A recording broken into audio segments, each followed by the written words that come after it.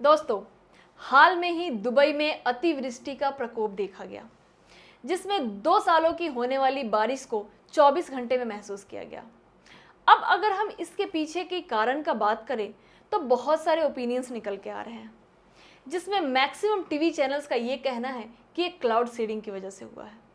But वाकई में इसके पीछे का क्या कारण है? कोई भौगोलिक कारण है, क्लाउड सीडिंग है, या कोई अन्य कारण है?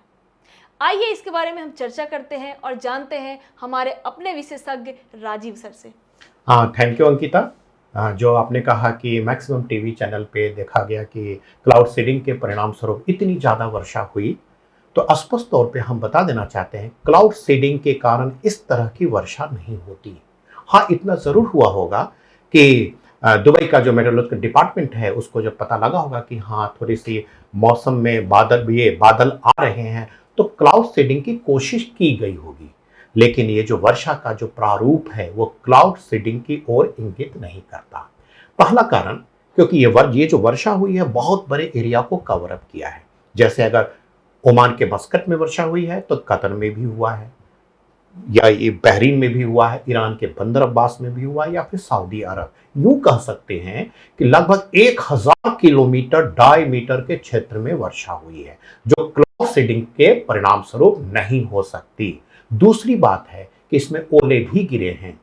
तो ओला का गिरना जो है अर्थात थंडर स्टॉर्म एक अलग क्लाइमेटिक फेनोमेना है जो क्लाउड सीडिंग से नहीं हो सकता। अब प्रश्न उठता है कि वाकई जो ये वर्षा हुई है वो कैसे हुई है। स्पष्ट तौर पे हम कह सकते हैं कि ये वर्षा ग्लोबल वार्मिंग के परिणाम स्वरूप एक्सट्रीम क्लाइमेटिक कंडीशन जो क्रिएट हुआ उसमें ये वर्षा हुई है, जिसको हम एक और शब्दों में कह सकते हैं एक्सट्रीम इवेंट्स। होता क्या है कि ग्लोबल वार्मिंग में जो कुछ भी होता है बहुत जल्दी कम पीरियड में होता है, जो एनवायरमेंट के लिए बहुत नुकसानदेह है, जो वहां हुआ भी। तो हम ये कह सकते हैं कि ये वर्षा जो हुआ है ग्लोबल वार्मिंग के कारण, या एक और शब्दों में एक और हम इस्तेमाल कर सकते हैं एक और तरीके से कि ये जो वर्षा हुई है एक्टिव सिनॉप्टिक सिस्टम उसके क्रिएशन से हुआ है। और ये चीजें जो सिनॉप्टिक सिस्टम जो है या सिनॉप्टिक क्लाइमेटोलॉजी जो है ये लोकल फेनोमेना पे आधारित होता है। इसीलिए ये जो इतनी जो वर्षा हुई है लोकल फेनोमेना सिनॉप्टिक सिस्टम के परिणाम स्वरूप वर्षा हुई है ना, न कि किसी अन्य कारण से।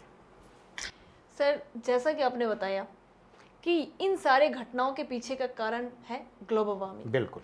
तो वाकई में अगर इन सब घटनाओं का कारण ग्लोबल वार्मिंग है तो ये पूरी दुनिया के लिए एक बहुत बड़े संकेत है कि दुनिया वालों सबक ले लो, सचेत हो जाओ।